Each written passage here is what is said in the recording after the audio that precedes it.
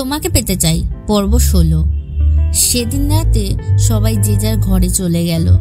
ঈশা আগে ঘরে ঢুকেই বিছানার মাঝ বরাবর বালিশ দিয়ে বর্ডার দিয়ে দিল আর মিলিকে বলল, তুই ওপারে আর আমি এপারে, এটাকে ক্রস করার চেষ্টাও করবি না, না হলে ফল খুব খারাপ হবে। মিলি সেসবের পাত্তা না দিয়ে বালিশগুলোকে সরিয়ে দিয়ে বলল, কি করবি কর। ঈশা বুঝলো এর সাথে কথা বাড়ানো বেকার, ওর মতো গিয়ে শুয়ে পড়ল মিলির দিকে পেছন ঘুরে। মিলি ঈশার দিকে ফিরে শুয়ে পড়ল। মিলি ঈশার সাথে গল্প করতে চাইছে, কিন্তু ঈশা পাত্তা দিচ্ছে না। মিলি ঈশার কাছে সরে গিয়ে পেছন থেকে জড়িয়ে ধরে বলল, এই ঈশা শোন না, আমার দিকে তাকা। ঈশা বিরক্ত হয়ে মিলিকে সরিয়ে দিয়ে বলল, দেখ মিলি, আমার এসব একদম ভালো লাগে না, তুই সরে যা আমার কাছ থেকে, যা বলার দূর থেকে বল। মিলি মনে খুব আঘাত পেল। মিলি ঈশাকে ছেড়ে দিয়ে পেছন ঘুরে শুয়ে ফুপিয়ে ফুপিয়ে কাঁদছিল। ঈশা সেটা বুঝতে পারে, ওরও এবার খারাপ লাগছিল। ঈশা মিলিকে বলল, মিলি শোন। মিলি সাড়া দিল না। ঈশা আবার বলল, মিলি শোন, এদিকে আমার কাছে আয়। মিলি এবার ঈশার দিকে ফিরল।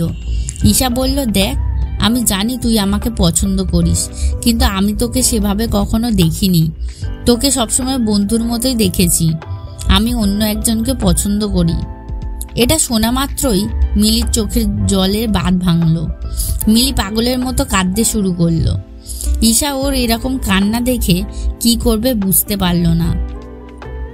মিলি কান্না থামাতে মিলিকে নিজের কাছে টেনে নিয়ে মাথায় হাত বুলিয়ে দিতে দিতে বলল, দেখ, আমি তোর অনেক ভালো বন্ধু হয়ে থাকতে পারি সারা জীবন।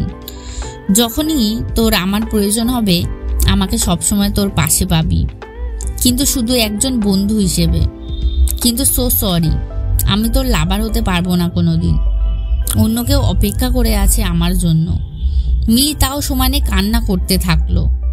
ঈশা মিলির কপালে একটা কিস করে বলল, কাঁদিস না বাবু, তুই আমার অনেক ছোটবেলার ফ্রেন্ড, এরকম করে আমাদের মাঝে বন্ধুত্বটা ভাঙিস না। বন্ধু হয়েই থাকি না আমরা প্লিজ, এতদিন যেমন ছিলাম। মিলি এবার একটু শান্ত হলো। শান্ত হয়ে নাকটা একটু টেনে নাকটা মুছতে মুছতে ঈশা আরো কাছে সরে এসে ঈশার বুকে মাথা দিয়ে ওকে জড়িয়ে ধরে বলে, আচ্ছা ঠিক আছে, বন্ধু হয়ে থাকবো সারা জীবন, অসুবিধা নেই, কিন্তু তোর সেই প্রিয় মানুষটা কে জানতে পারি একটু? ঈশা একটু হেসে বলল, আছে আছে, সময় হোক ঠিক জানতে পারবি। মিলি আর কিছু বলল না, চুপচাপ শুয়ে রইল ঈশাকে জড়িয়ে ধরে। ঈশা ওর মাথায় হাত বুলিয়ে দিচ্ছিল। যতই হোক ওর জন্যই কষ্ট পাচ্ছে মেয়েটা আজকে। ঈশার তাই খারাপ লাগছে এটা ভেবে যে ওর জন্য একজন এভাবে কষ্ট পাচ্ছে। মিলি এভাবেই ঘুমিয়ে পড়ল। ঈশাও কখন ঘুমিয়ে পড়ল নিজেও জানে না। ওদিকে ঐশীর কিছুতেই ঘুম আসছে না, ছটপট করছে শুয়ে শুয়ে। ওর মন মানছে না কিছুতেই। ওর শুধু একবার ছুটে যেতে ইচ্ছে করছে ঈশার কাছে। ও কিছুতেই মেনে নিতে পারছে না ঈশা আর মিলি একই ঘরে একই বেডে।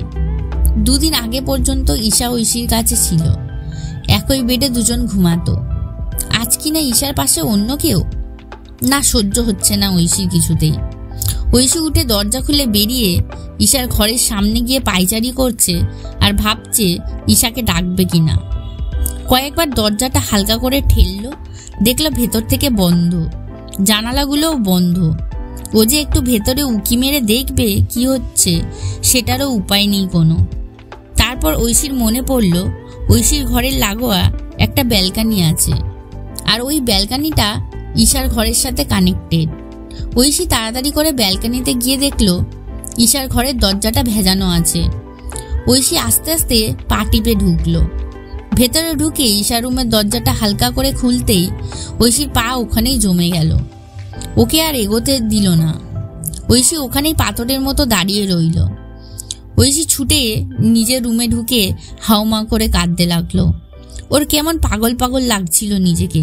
ও কি করবে কিছুই বুঝতে পারছিল না, কারণ ওই একটু আগে ঈশার ঘরে ঢুকতে গিয়ে দেখলো ঈশার বুকে মাথা দিয়ে মিলি ঘুমাচ্ছে।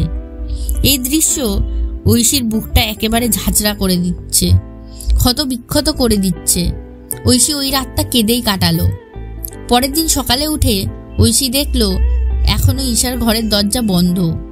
বুকের ভেতর চাপা কষ্ট নিয়ে নিচে চলে গেল। নিচে গিয়ে ব্রেকফাস্ট করছে। ততক্ষণে মিলি আর ঈশা নিচে নামলো। ঐশী ওদের দিকে একবারও তাকায়নি। নিজের মতো মাথা নিচু করে চুপচাপ খেয়ে উঠে গেল নিজের ঘরে। ঈশা ঐশীর চোখ মুখ দেখে ভালোই বুঝতে পারলো মেয়েটা সারা রাত কেঁদেছে, যার কারণে চোখ মুখ ফুলে গেছে। মনে মনে ভাবলো, না, এবার কিছু একটা করতেই হবে, না হলে হবে না। মেয়েটা এভাবে কষ্ট পাচ্ছে সেটা চোখে দেখা যাচ্ছে না। তাড়াতাড়ি করে নিজের ব্রেকফাস্ট করে নিয়ে নিজের ঘরে গিয়ে রিনিকে ফোন করলো। রিনি, আজকে ফ্রি আছিস তুই? রিনি বলল, কলেজে 2টো ক্লাস আছে আজকে, দুপুরের মধ্যে চলে আসবো, তারপর ফ্রি। কিন্তু কেন? ঈশা বলল, চল 4 জন মিলে আজকে কোথাও ঘুরতে যাই, তুই কলেজের শেষে আমাদের বাড়ি চলে আসিস। রিনি রাজি হয়ে গেল। যথারীতি রিনি কলেজ শেষে ঈশাদের বাড়ি এলো। ঈশা রিনিকে শিখিয়ে দিল ঐশীকে যাওয়ার জন্য রাজি করাতে, যে কোনোভাবেই হোক। ঈশা বলছিল গঙ্গার ঘাটে যাওয়ার জন্য, কিন্তু রিনি বলল অনেকদিন ডিস্কে যায়নি, ওখানে চল, ভালো লাগবে। কিন্তু ঈশা যেতে চাইছিল না, কারণ ঈশা জানে ঐশী ওখানে কমফোর্টেবল হবে না, আর মিলিও। কিন্তু রিনির জোরাজুরিতে শেষমেশ রাজি হলো।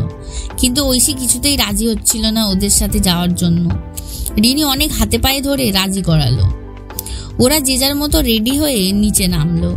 ঈশা সর্বকালের মতোই ড্রেস পরেছে, ইন করা ব্লু শার্ট, ব্ল্যাক জিন্স, হাতে স্মার্ট ওয়াচ, নাইকি শু, আর ওদিকে রিনি একটা রেড কালারের 1 পিস পরেছে। এদিকে রিনি মিলিকে ওর একটা ড্রেস পরিয়ে দিয়েছে। ঐশী তখনও নিচে নামেনি। কিছুক্ষণ পর ঐশীকে নিচে নামতে দেখে রিনি। রিনি ঈশার কাঁধে হালকা ধাক্কা মেরে বলে, তোর ফ্রেন্ডটা হেব্বি সুন্দরী তো, মনে হচ্ছে এক্ষুনি তুলে নিয়ে যাই এখান থেকে। ঈশা তখন পেছন ঘুরে ঐশীর দিকে তাকায়। ঈশার চোখ দুটো ওখানেই থমকে গেছে। চুলগুলো পনিটেল করে বাঁধা, মুখের সামনে কিছুটা লক্স পড়ে আছে, চোখে blue lens, mascara, dark eyelash, eyeshadow, 2 গালে ব্লাশার, ঠোঁটে pink lipstick with lip gloss, গলায় একটা সরু সিলভার চেন, একটা হালকা পিঙ্ক কালারের 1 পিস, পায়ে একটা ব্ল্যাক কালারের হাইনেক হিল শু। উফ, এক কথায় জাস্ট অসাধারণ। ঈশা তো পুরো ফিদা। ওর বুকে কেউ যেন ছুরি মেরেছে। ও পারলে এক্ষুনিও অজ্ঞান হয়ে পড়ে যায় মাটিতে। ওকে দেখে রিনি বলল, আরে মুখটা বন্ধ কর, নালে মশা ঢুকে যাবে। তাও ঈশার কোনো ভ্রুক্ষেপ নেই সেদিকে। রিনি তারপর ঈশাকে ঝাঁকিয়ে বলল, জগতে ফের বন্ধু, তুই তো অন্য জগতেই বিরাজ করছিস।